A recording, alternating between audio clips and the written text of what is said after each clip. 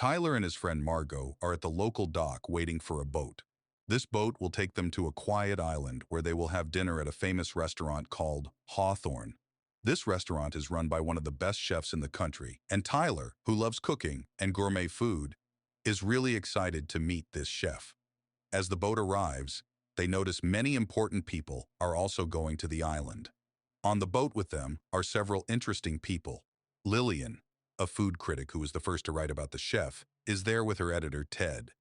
There's also George, an actor who isn't as famous as he used to be, with his assistant and girlfriend, Felicity. Additionally, there are three important business people who invest in technology: Dave, Soren, and Bryce. Margot, however, is more focused on a businessman named Richard and his wife, Anne. She knows Richard from before and tries to stay out of his sight. During the boat ride, they are given a delicious appetizer. Tyler is really happy and takes a picture, but Margot doesn't find it very impressive. When they get to the island, the person in charge of the restaurant, Elsa, mistakenly calls Margot by the wrong name. Tyler quickly explains that there was a last-minute change and he brought Margot instead of his original date, which creates a slightly awkward moment. Before they eat, Elsa takes the guests on a tour of the island. She explains that the restaurant staff do all the hunting and farming themselves, which is why they live on the island. The chef also lives there, but his house is private and off-limits. At the restaurant, Tyler and Margot see a special setup where the kitchen is open so all the guests can watch the chefs cook. There's an older woman named Linda among the diners who doesn't seem to fit in with the rest. When Richard notices Margot, he convinces his wife to switch seats with him so he can see her better. Elsa, the person managing the restaurant, tells everyone that they can watch the chefs but they aren't allowed to take pictures. Tyler is really excited and gets closer to the kitchen to see how the chefs cook and starts asking them lots of questions. However, he gets too involved and is told to stop distracting the chefs. Just then, Chef Slowik, the head chef, comes in, and after talking briefly with Elsa, he stares at Margot. The meal starts with a free appetizer. Lillian, the food critic, really takes her time to enjoy every bite, focusing on the smell and taste of the food. At the same time, Felicity is busy trying to break up with George. Margot thinks the appetizer is okay, but nothing special, which leads Tyler to explain in a show-off way why it's actually important. Soon, Chef Slowik steps up, claps his hands to get everyone's attention, and lines up his kitchen staff in a very strict manner. He then talks about his cooking philosophy, stressing how important it is to not just eat, but to really value and understand each dish. When Tyler tries to add his own comment, Chef Slowik quickly stops him. Even though it's against the rules, Tyler secretly takes some pictures. When the second course is about to start, Chef Slowik claps again to get everyone's attention and announces that they won't be serving bread, which he considers too ordinary for such a special meal. Instead, they present a breadless bread plate, which just has small bits of different tasty toppings that would usually go on bread. Inside the restaurant, Tyler is completely captivated by the unique dish, but Margot feels that it's almost an insult. Lillian, the food critic, notes that the sauce seems a bit off, which leads the kitchen staff to humorously send her a whole bowl of it as a joke. The tech investors, annoyed by what they see as a silly joke, ask for some bread.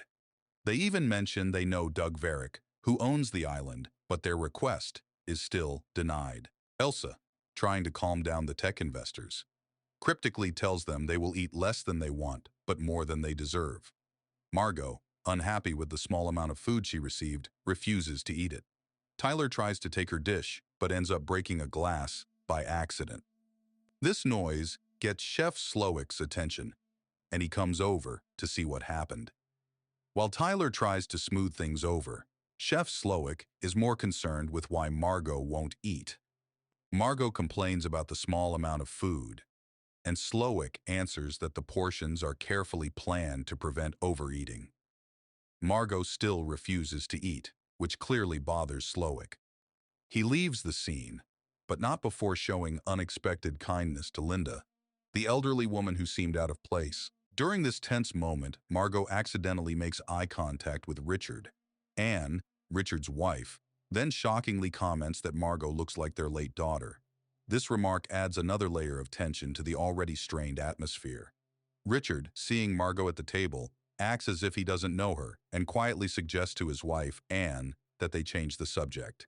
The atmosphere shifts as Chef Slowik claps again to introduce the third course, intriguingly named Memory. Slowik uses this opportunity to share a personal story from his childhood about taco nights with his family, revealing a deeper connection to one of the guests, Linda, who is actually his mother and has battled with alcoholism since his childhood. Slowik recounts a disturbing memory where his father, also an alcoholic, violently attacked Linda with a phone cord.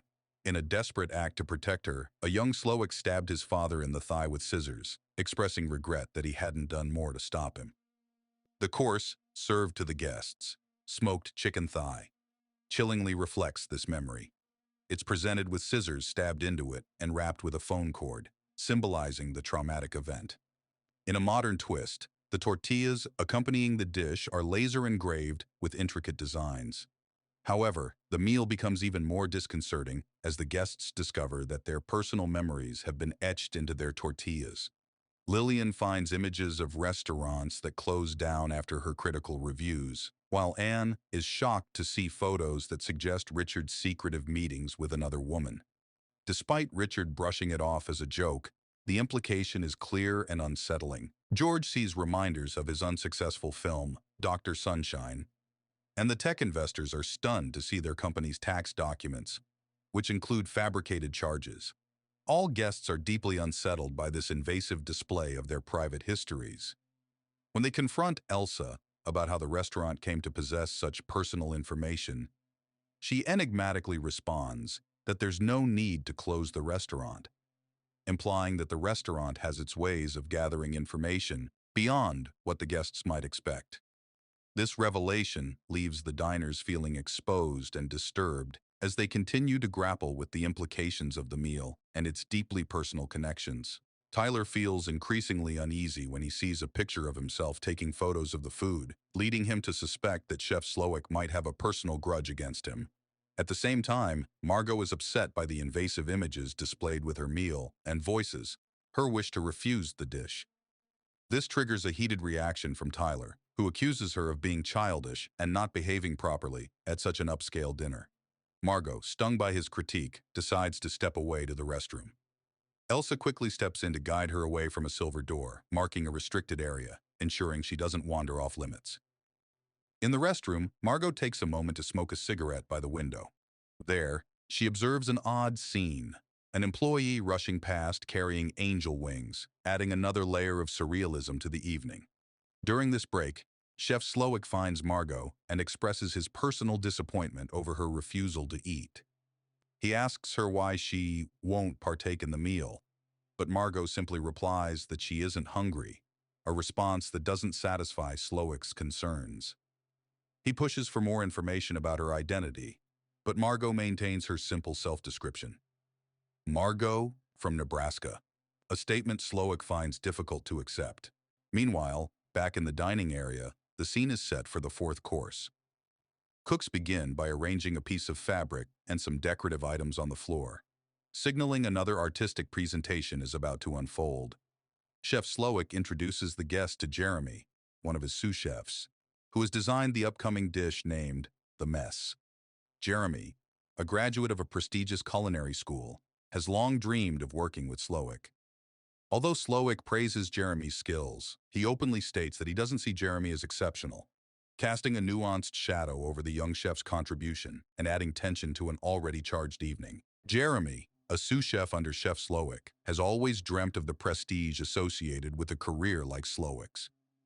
However, Slowik warns Jeremy that his own life, while glamorous on the surface, is actually filled with intense pressure and frequent dissatisfaction from customers and critics alike. He questions Jeremy if he really wants to live such a stressful life. Jeremy says no, and in a moment of closeness, Slowik affectionately kisses him on both cheeks. Then, shockingly, Jeremy pulls out a gun and ends his life in front of everyone, which Slowik declares as the introduction to the fourth course. The kitchen staff, seemingly prepared for this, watches with a stoic acceptance, indicating they were not surprised. The guests, however, are horrified, except for Tyler, who is strangely captivated by the dramatic event. As Jeremy's body is discreetly removed, Slowik calmly invites everyone to return to their seats, claiming the suicide was just part of the evening's theatrical performance. This leaves the guests whispering among themselves, unsure if what they witnessed was real. Amidst the confusion, Richard tries to leave with his wife Anne, but Elsa informs them that no boats are available. When Richard insists, Elsa orders the chefs to pin him down, and they cut off his ring finger, increasing the night's terror. Elsa then hands the removed ring back to Anne, while Slowik keeps insisting that these horrifying acts are part of the night's menu. Lillian seems to believe him, but the other guests are becoming terrified. Felicity begs her companion George to step in, thinking he's friends with Slowik. George confesses he lied about knowing Slowik to impress her. As chaos unfolds, Elsa takes Margot to the kitchen, where Slowik accuses her of not being the Margot he was expecting, suggesting she was not supposed to be part of their planned menu. He demands Margot to pick a side, either with the other guests or with the restaurant's sinister plans.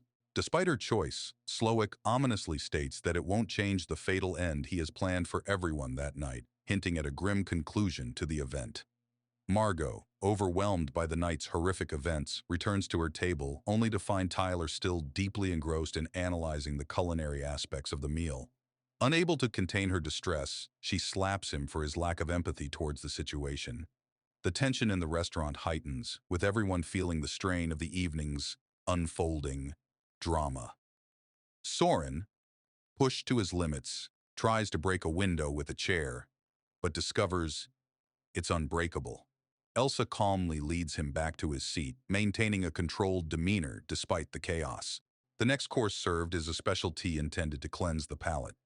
Chef Slowik seizes this moment to engage with the guests, inviting any questions they might have.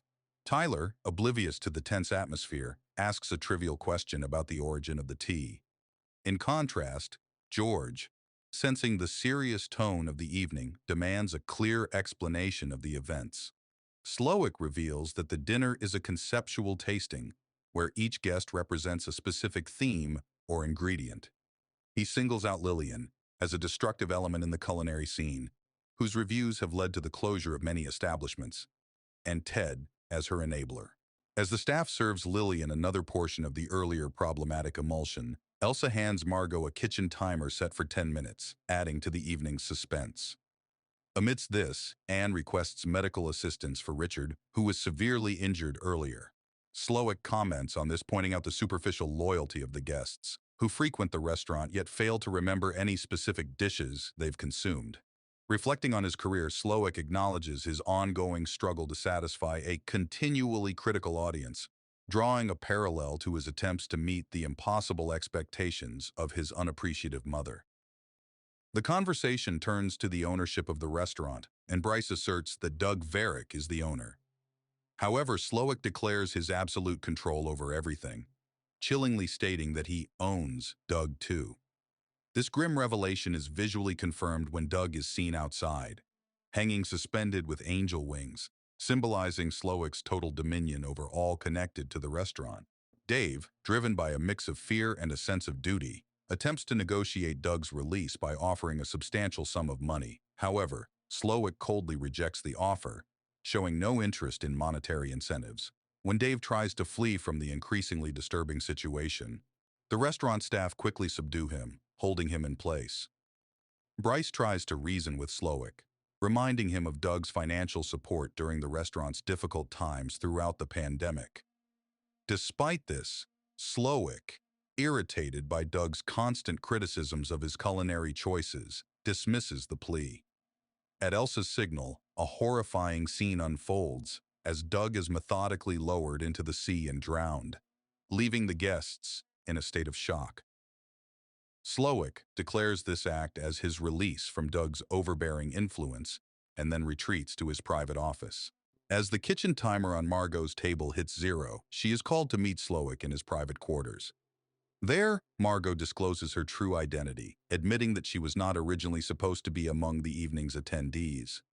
Recognizing her as someone from the service industry, Slowik delves deeper into her connection with Richard.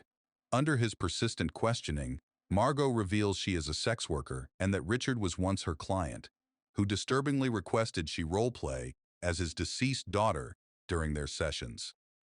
This confession underscores a dark similarity in their experiences, as both Slowik and Margot share a sense of disillusionment from their service roles, marked by troubling interactions with those they serve.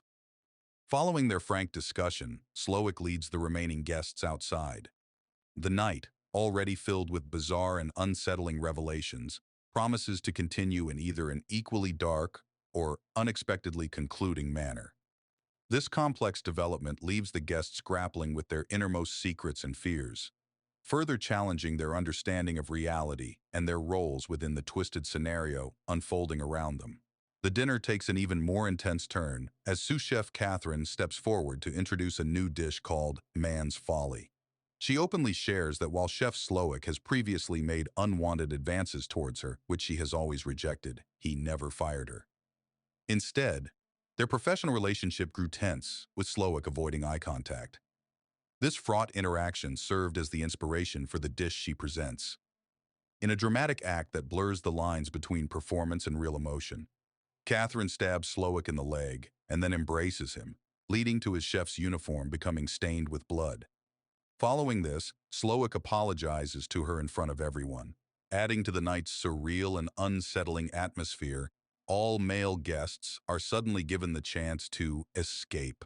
They are offered a 45-second head start before the restaurant staff begins to chase them. All the men quickly take up the offer, eager for a brief respite from the evening's madness, except for Tyler, who initially shows no interest in participating. However, after Slowik personally urges him, Tyler joins the others.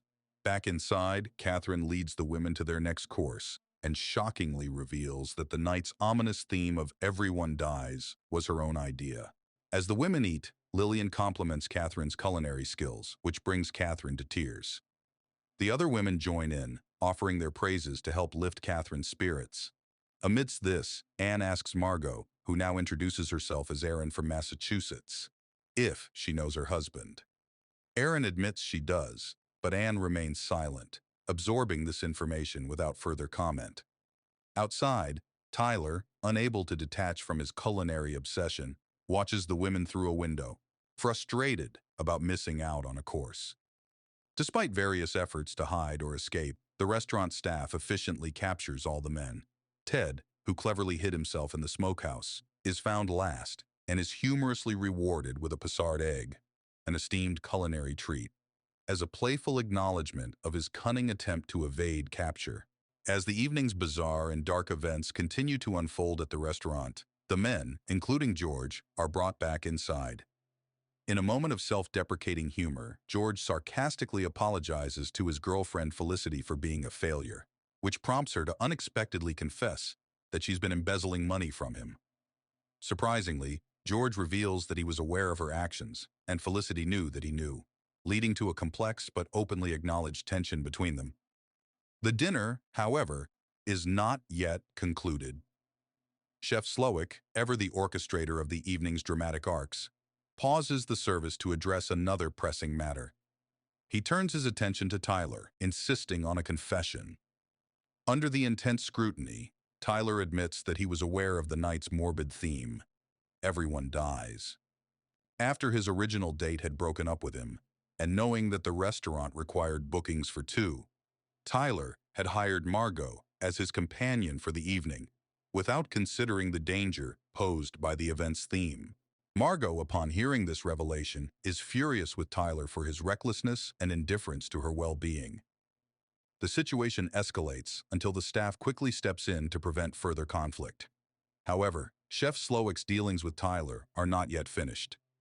He presents Tyler with a chef's uniform, forcing him into an uncomfortable spotlight by making him cook in front of the gathered guests.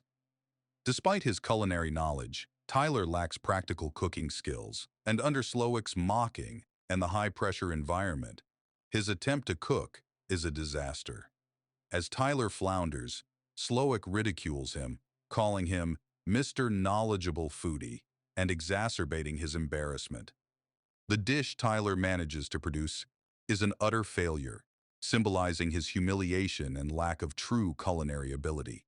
In a final, disquieting exchange, Slowik whispers something so disturbing to Tyler that it causes him to tearfully discard his chef's jacket and rush out of the kitchen. After the tumultuous events in the dining area, Chef Slowik approaches Margot with a specific request. He needs a large barrel from the smokehouse for preparing the dessert, which had been overlooked by Elsa. Despite Elsa's willingness to correct her mistake, Slowik insists that Margot should be the one to retrieve it. On her way to the smokehouse, Margot encounters a horrifying scene.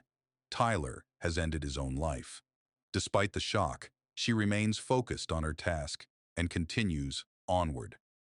Meanwhile, back in the dining area, tensions rise as George challenges Slowik regarding the fairness of the night's events. Slowik responds with a biting remark, blaming George for his own suffering because he once watched Dr. Sunshine, a movie Slowik claims ruined his first day off in months. Felicity also faces a grim outcome, seemingly punished for her privileged education at Brown University. Upon reaching the smokehouse, Margot decides against retrieving the barrel. Instead, she grabs a knife, a decision that marks a turning point for her. With the weapon in hand, she sneaks into Slowik's personal residence, which oddly mirrors the restaurant, but includes a bed. Intent on escaping the madness, she tries to use the mysterious silver door, but Elsa, armed with her own knife, intercepts her. Elsa accuses Margot of attempting to usurp her position and attacks. During the confrontation, Elsa reveals that the oversight with the barrel was actually Slowik's fault, hinting at deeper deceit among the staff. Their struggle reaches a climax on the kitchen floor, where, in self-defense, Margot tragically ends up killing Elsa. Reeling from the act, Margot recovers enough to take Elsa's keys and open the silver door. Behind it, she finds a room filled with items from a time when Slowik appeared to lead a simpler, happier life, including family photos and memorabilia from his days as a humble burger chef. This room, steeped in nostalgia and humanity, stands in stark contrast to the sinister and manipulative events of the evening, providing a sad reminder of the person Slowik once was before his life took such a dark turn. In the secluded room, Margot finds a radio and attempts to use it to call for help, seizing a chance to break away from the night's macabre events. Meanwhile, back in the dining area, the atmosphere briefly lightens as Bryce is surprised with a birthday cake, a gesture organized by his friends. However, the tense atmosphere quickly returns as Margot re-enters through the main door, carrying the barrel that Slowik had requested. Slowik, addressing Margot and perhaps trying to justify his actions, confesses that he once considered himself a monster, but now believes his actions are purified through his culinary art. He claims his chef's hands, hardened by his experiences, are impervious to pain, even from fire. As he speaks, a boat approaches the island, signaling that Margot's call for help had been successful. In a swift reaction, Slowik instructs his staff to clean up any evidence of the evening's violence, and ominously warns that if any guest seeks help, it would result in the death of an innocent person. When Coast Guard Dale arrives, the tension peaks. He inquires about the situation, but the guests, intimidated by Slowik's threat, remain silent. However, Dale's encounter with George, a fan of his failed movie Dr. Sunshine, leads to a covert cry for help. George uses the opportunity of giving an autograph to secretly write "Help us" on the piece of paper. When Dale reads the message, he draws what appears to be a gun, ready to protect the guests. In a shocking twist, Dale points the gun at a candle on Margot's table and reveals it to be merely a lighter shaped like a gun. It becomes evident that Dale is not a Coast Guard officer, but another accomplice of Slowik, part of the orchestrated drama of the evening. Dale returns to his role in the kitchen, leaving the guests once more in Slowik's control. Disappointed by Margot's betrayal, Slowik reprimands her, equating her with the other guests he disdains, cementing his control and the futility of their attempted escape. Margot, recalling the glimpses of Slowik's past and simpler life she observed in his private room, decides to challenge him in a way that cuts through the evening's macabre theatrics. With a clap to capture the room's attention, she boldly declares her dissatisfaction with Slowik's culinary creations, criticizing them as more of an intellectual exercise than genuinely enjoyable meals. Her blunt request is for a proper cheeseburger, not the elaborate, deconstructed fare that has been served. Surprisingly, Slowik responds positively, perhaps touched by a nostalgic connection to his simpler past or disarmed by Margot's directness. He agrees to prepare a traditional cheeseburger with fries, pricing it humorously at $9.95. The kitchen staff watches, intrigued and perhaps a bit relieved, as Slowik prepares the meal with an unexpected sense of joy. When he presents the cheeseburger to Margot, she bites into it approvingly, yet claims it's too much for her to finish, asking for the remainder to go. Slowik, still seemingly under the spell of the moment, complies with her request. Margot leaves a $10 bill, covering the cost of the meal with a small tip, despite Slowik's no-tip policy. As she prepares to leave, she hesitates, aware of the peril still facing the other guests. Anne, recognizing Margot's chance to escape the nightmarish scenario, silently urges her to go. Margot then makes her way to the harbor and escapes on the boat Dale had left behind. Meanwhile, Slowik, snapping back to his role as the orchestrator of the night's dark events, announces that it is time for the remaining guests to settle their bills. The price is steep, $1,250 per head, under a strict no-tip policy. Each guest receives a disturbing goodie bag as they leave. Among the contents, chillingly, is one of Doug's fingers, a grim souvenir of the night's horrors. As the evening spirals into its final, darkest act, all guests reluctantly hand over their credit cards to settle the exorbitant fees dictated by Slowik. With the transactions completed, Slowik ominously declares that it is time for dessert. The cooks begin an elaborate setup, transforming the floor into a canvas for decoration, indicative of a bizarre, culinary presentation. Guests are adorned with chocolate hats and marshmallow vests, further blurring the lines between participants and elements of the dish itself. Slowik, embodying a sinister chef-conductor, informs the guests that they symbolize the ruin of his life. In a twisted culmination of the evening's events, he declares that the final course, Ace More, will be the most offensive assault on the human palate yet. Traditionally, a treat enjoyed by the fireside, this version takes a dark turn, as Slowik, showcasing his desensitized pain threshold, grabs a lump of coal directly from the oven. He throws it onto the decorative elements scattered across the floor, igniting a fire that rapidly engulfs the restaurant and everyone within it. Meanwhile, Margot, having narrowly escaped the chaos, pauses her boat to finish her cheeseburger. As she watches the flames consume the restaurant from a safe distance, she uses a copy of the menu included in her gift bag to wipe her mouth, a poignant symbol of her detachment and survival against the backdrop of destruction orchestrated by Slowik. A tragic, yet fitting finale to a night filled with psychological and literal fires. Thank you for watching. If you enjoyed this video, don't forget to subscribe to our channel for more content like this.